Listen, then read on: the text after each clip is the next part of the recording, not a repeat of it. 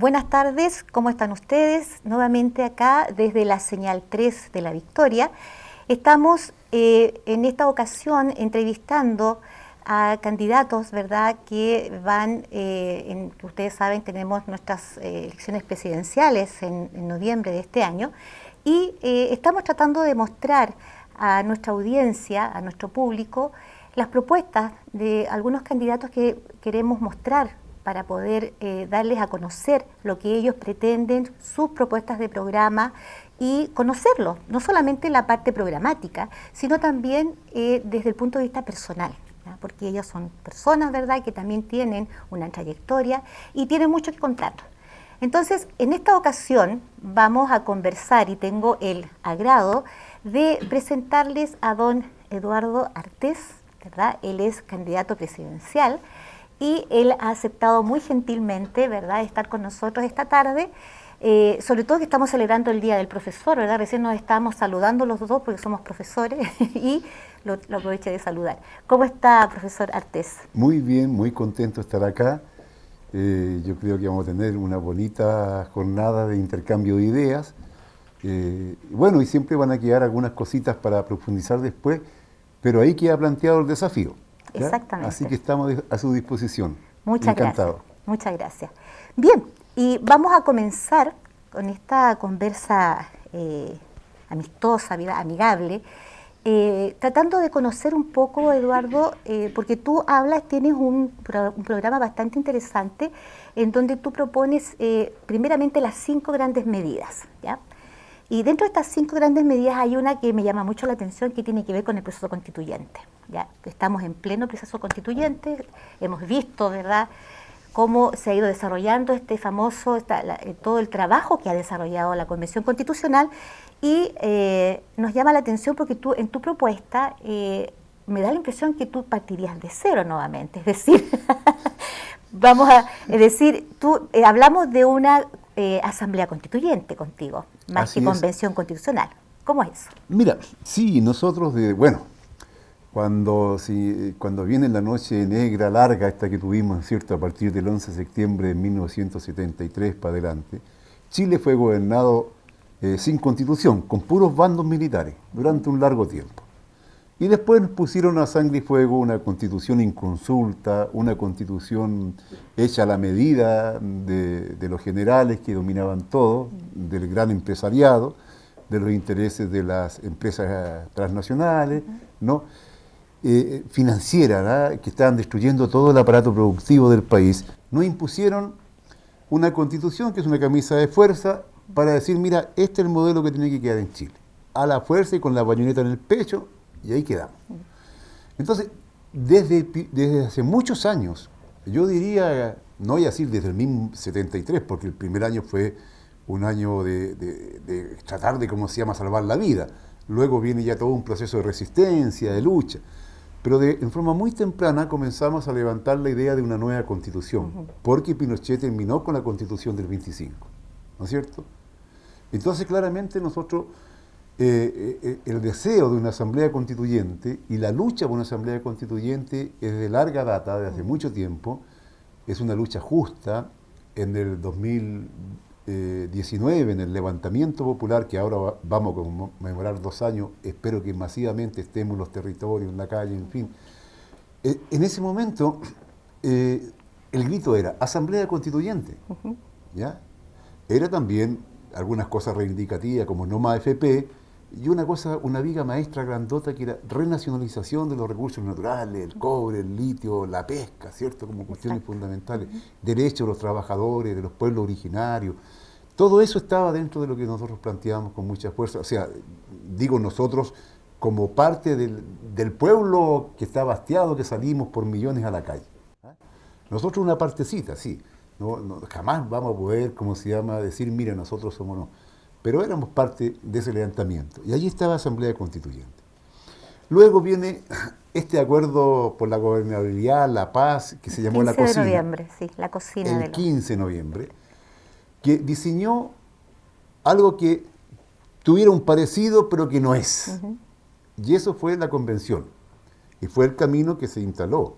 O sea, la oposición legal parlamentaria o una parte importante de ella, casi todos, simplemente optaron por la cocina.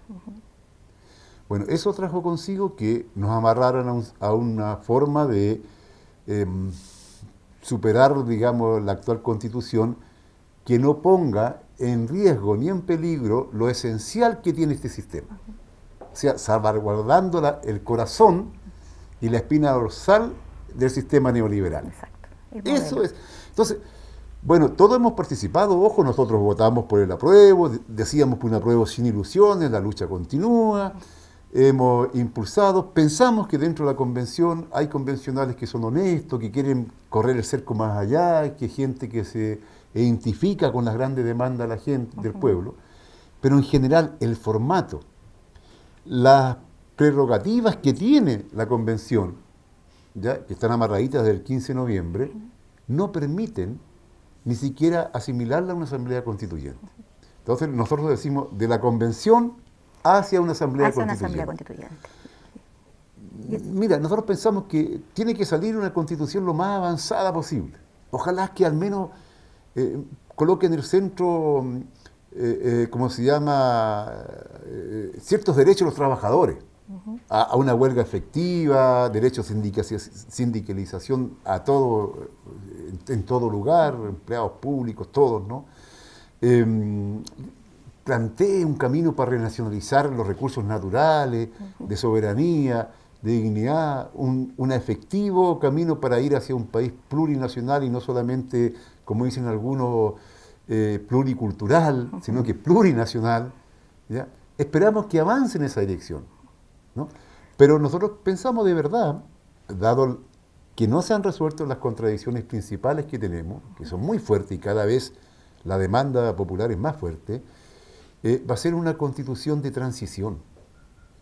Nosotros pensamos que pasado un tiempo, los trabajadores, los pobladores, los campesinos, pueblos originarios, vamos a tener que tener el gobierno y el poder en nuestras manos para reiniciar el camino que fue, como se llama, interrumpido en 1973, ¿cierto?, por el golpe de Estado, reiniciar un país que vaya hacia la industrialización, que los trabajadores y trabajadoras estén en el centro y no en las márgenes, un país con soberanía, con independencia. Eso justamente, perdona por interrumpirte, pero yo diría que entonces que tu programa de trabajo, tus 40 medidas, estarían sobre la base del programa de Allende, del programa de trabajo de Salvador Allende.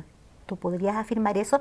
Eso por un lado, y lo otro, ¿no te preocupa que la gente, por ejemplo, y que por lo demás eso ha sido la consigna, ¿verdad?, y la campaña que está realizando la derecha de asustarnos, ¿verdad?, con el cuco del comunista Artés, ¿verdad?, que nos trae un gobierno de terror?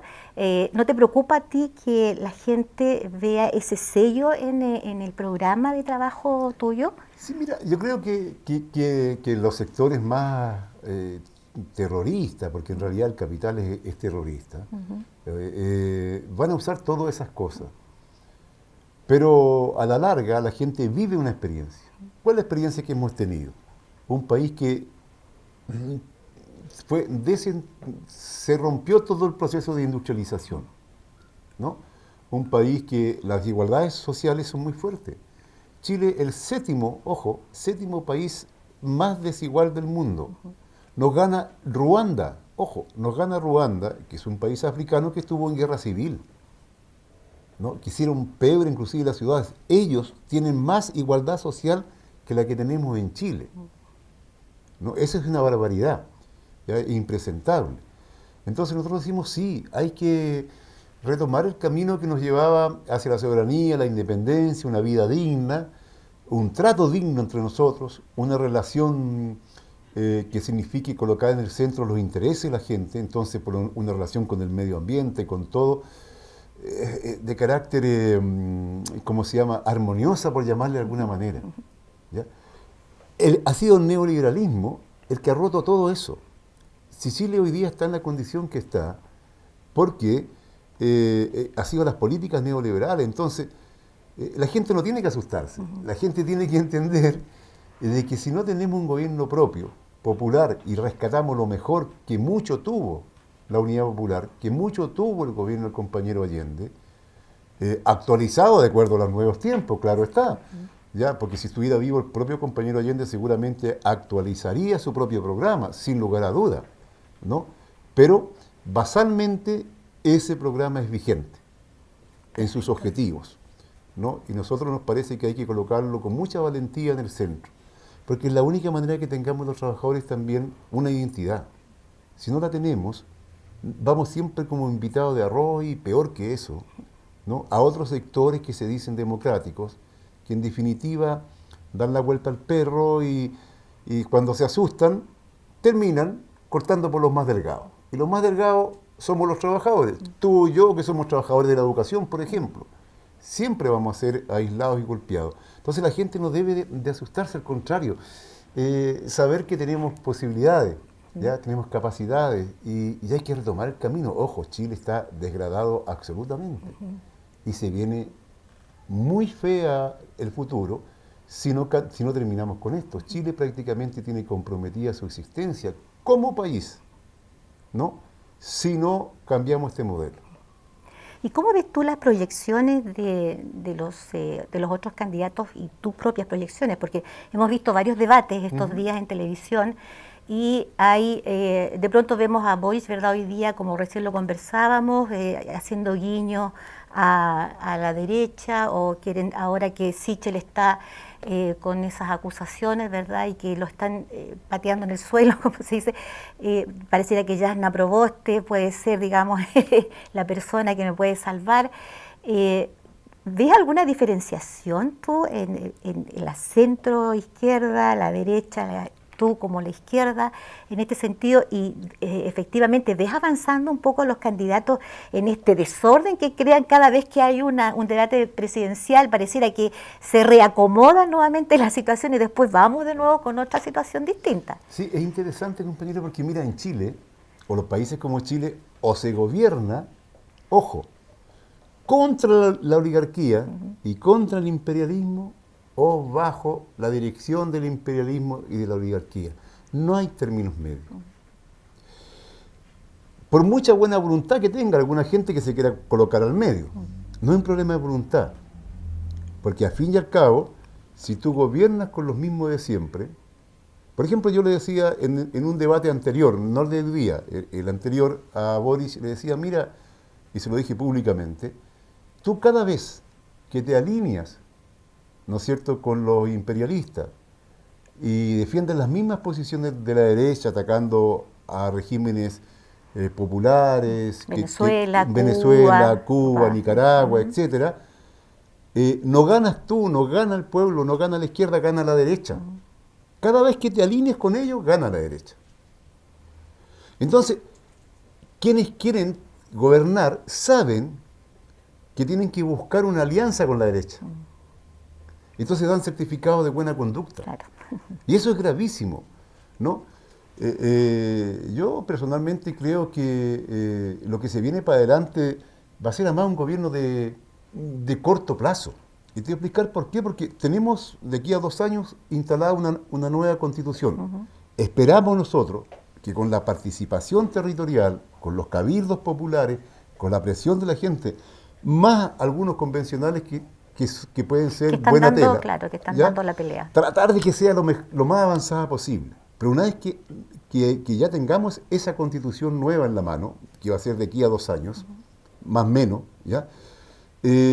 Todas las autoridades debieran ser reelectas, ir a una nueva elección, porque sería impresentable, ¿no es cierto?, que quedara instalado un gobierno, parlamento, alcaldes, concejales, elegidos de acuerdo a las normas, las costumbres y a los usos de la vieja constitución, claro. Con la nueva constitución. Claro. Es impresentable. Entonces, hoy día más que nada tenemos que tener un gobierno patriótico de emergencia para salir de la grave crisis que se está cayendo sobre la espalda de los trabajadores, con cesantía, con alza de precios en todo, ¿no es cierto?, lo que significa una especulación salvaje, porque están especulando que es un gusto. Y están especulando, pues, compañeros, los que están allí, una cosa muy simple. Porque resulta que hay una contradicción entre la oferta y la demanda. Y nosotros tenemos hoy día que con la crisis internacional, reacomodos de algunas potencias en la forma de producción y todo, más lo que se significó el COVID, hay algunos productos que no han llegado. Y no han llegado porque no producimos nada en Chile, no producimos ninguna cosa. Entonces, ¿qué hace los grandes comerciantes, el capital financiero? Empieza a especular. Bueno, le echan la culpa al Puerto Retiro, que todavía no aparece, le echan la culpa al tercero, al segundo. Pero la crisis, ¿ya? Y el alza de los precios, ¿ya? Es simplemente un fenómeno que se da porque nosotros no tenemos ninguna posibilidad de ¿cómo se llama?, de enfrentar, digamos, problemas que se den el abastecimiento de productos. ¿No? Ese es un tema. Entonces, tenemos que enfrentar la crisis del momento. ¿Y cómo enfrentarías tú, presidente Eduardo Artés, cómo enfrentarías esa crisis en una primera instancia? Porque aquí, como tú bien explicas, hay una gravedad, hay un asunto, un país que van a enfrentar o que va a enfrentar el nuevo presidente en crisis. Y una crisis no solamente económica, también está el tema medioambientalista, que es un tema que la gente desconoce por falta de información, pero hay una gravedad en el tema medioambientalista, que incluso hay un grupo de constituyentes que quiso presentar, o creo que ya presentó la carta al gobierno para declarar en catástrofe ecológica y medioambientalista nuestro país, como lo están haciendo otros países. Entonces hay una crisis generalizada en nuestro país que el presidente va a tener que asumir con primeras medidas. ¿Cómo piensas tú enfrentar eso? Sí, lo primero, si tú tienes un gobierno que no va a estar más que un año y tanto, 2 años, pongámosle, lo que tiene que hacer es trabajar con lo que hay. Reasignación inmediata de los recursos, porque Piñera va a dejar el presupuesto ya aprobado, instaladito, amarradito. Esto va para allá, esto va para acá. Hay que reestudiar y reasignar. ¿Ya? Luego, hay una evasión de más de 21.000 millones de dólares, ¿no?, que hoy día hay que recuperar. Segundo, hay que terminar con la corrupción y los sueldos que existen, que son fabulosos. Incluso nosotros planteamos como medida inmediata, concreta, que todo funcionario público no puede ganar más de 4 sueldos mínimos. Y terminar con la figura, por ejemplo, de los sueldos vitalicios que tienen los presidentes de la República, que alcanzan más de 15 millones de pesos mensuales. Por ejemplo, Bachelet tiene 2 sueldos vitalicios. Piñera tiene 1, ahora iría para el segundo.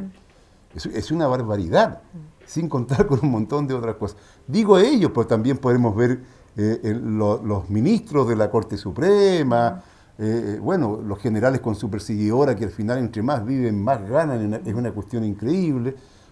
Tenemos que recuperar por esa vía algunas cosas, pero al mismo tiempo señalar que, por ejemplo, nosotros vamos a entrar en un proceso de lo que significa nacionalizar los recursos naturales. Este Estado, el Estado de Chile, se nutre por 2 vías, desde un punto de vista de la caja presupuestaria. El presupuesto está en base a la tributación, que alcanza más del 80%. Fundamentalmente la pagamos los trabajadores con el IVA. Nosotros mismos mantenemos todo el Estado con el IVA. ¿Ya? Y otro es el endeudamiento. ¿Y tú quieres que el IVA desaparezca? El endeudamiento público y el endeudamiento hacia el exterior. Sí. Chile ya en este momento ha aumentado mucho la deuda exterior.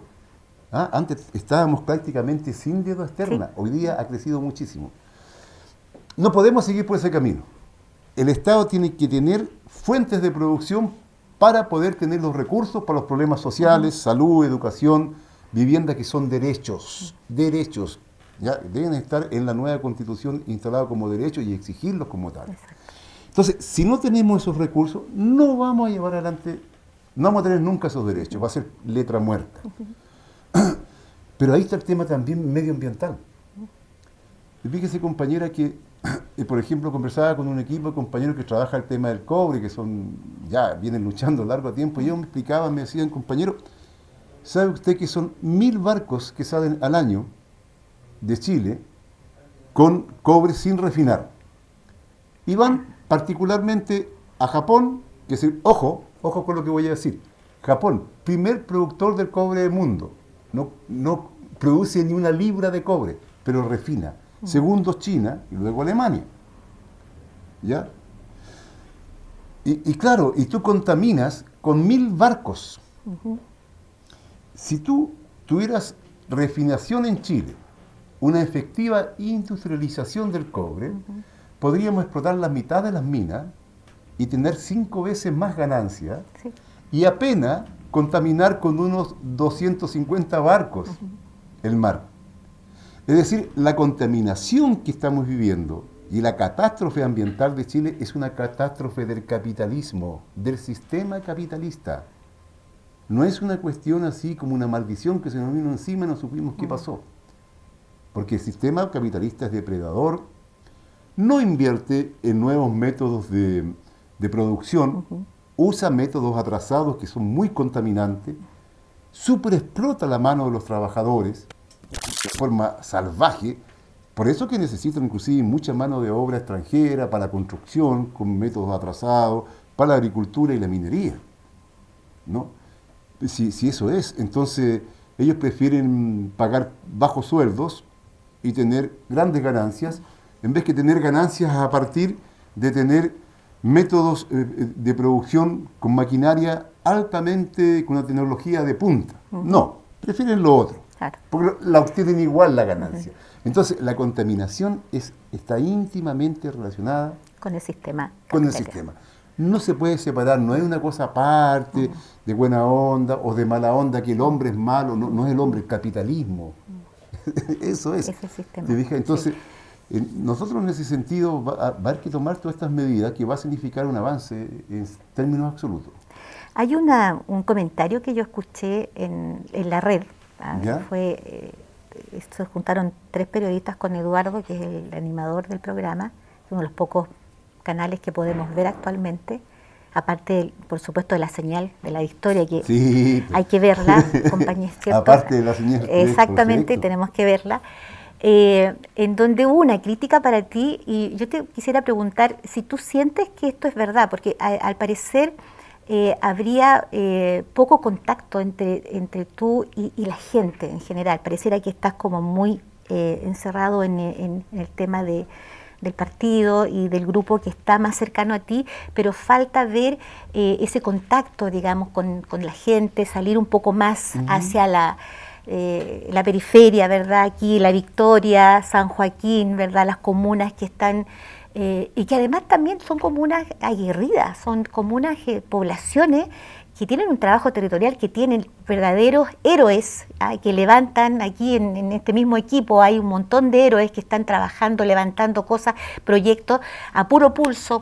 Entonces, un poco más de cercanía con esa gente. ¿Será que falta un poco de eso, Eduardo? ¿Crees tú? Yo creo que en toda crítica algo de verdad hay. Eso es lo primero. Y debemos reconocer que tenemos limitaciones. Sin embargo, yo soy un trabajador de la educación, un profesor, he activado siempre desde la calle, desde el mundo social. De ahí tengo un vínculo y un contacto muy permanente, limitados, por cierto, todavía. Las fuerzas que estamos hoy día detrás de la campaña, tenemos debilidades, pero estamos en un proceso de desarrollo que tenemos que corregir.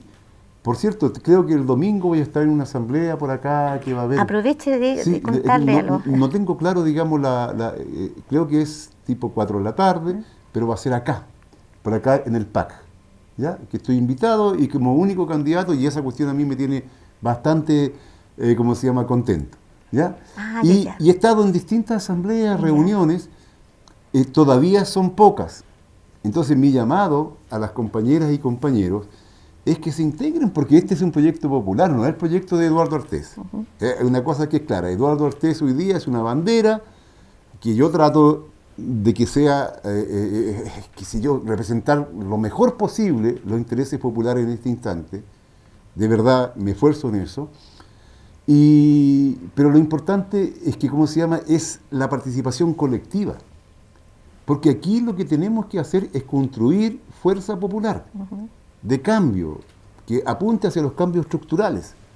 ¿No? Porque la lucha por un Chile nuevo, patriótico, popular, de perspectiva socialista, no termina el 21 de noviembre. Entonces, si a mí me hacen crítica que nosotros todavía estamos débiles, claro, pues si la izquierda ha sido muy golpeada.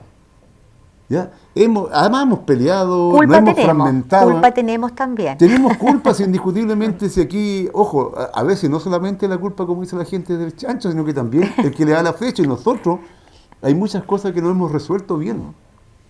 Pero no las vamos a resolver bien si no estamos metidos en la lucha concreta, si no nos apegamos a los grandes sueños que tenemos los trabajadores y el pueblo. Si no nos apegamos a eso y a una perspectiva de cambio, tampoco la vamos a resolver. O sea, tenemos que resolver, y si me hacen una crítica en la red, que a lo mejor falta todavía una conexión mayor, yo creo que esa crítica hay que asumirla como correcta. Sí, hay que avanzar y resolver eso, en eso estamos. Muy bien, Eduardo.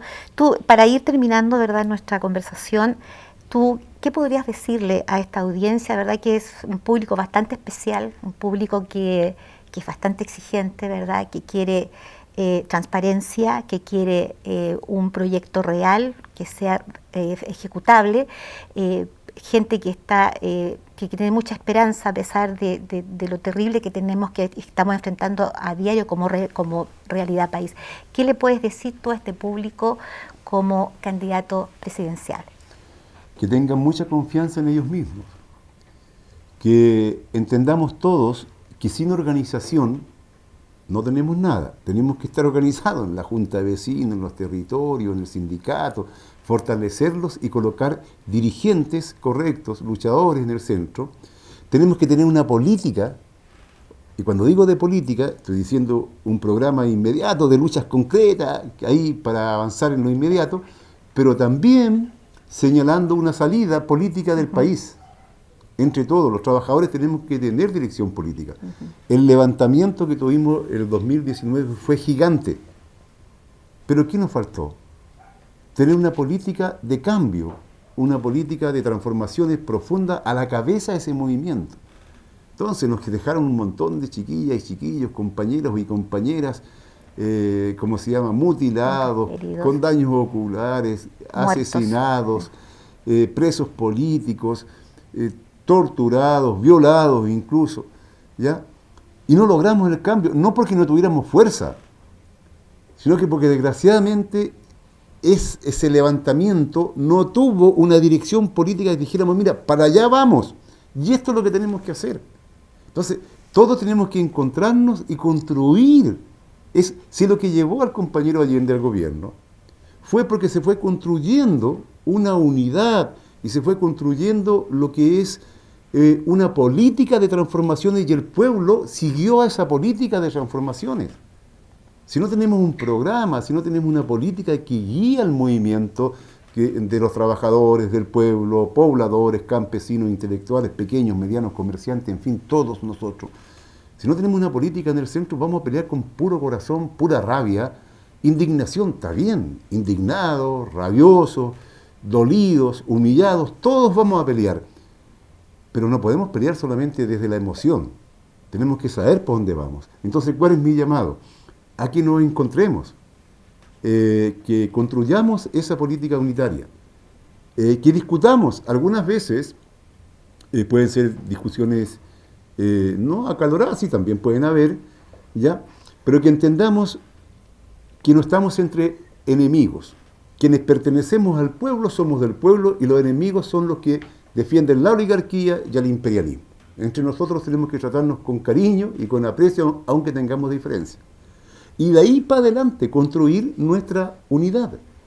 Ese es mi llamado, que la gente tengamos la confianza que esta candidatura es para construir, o reconstruir, mejor dicho, una política unitaria desde los trabajadores, con los trabajadores en el centro, porque, ojo, sin la clase obrera, sin los campesinos, sin quien produce todo en este país, no puede haber salida.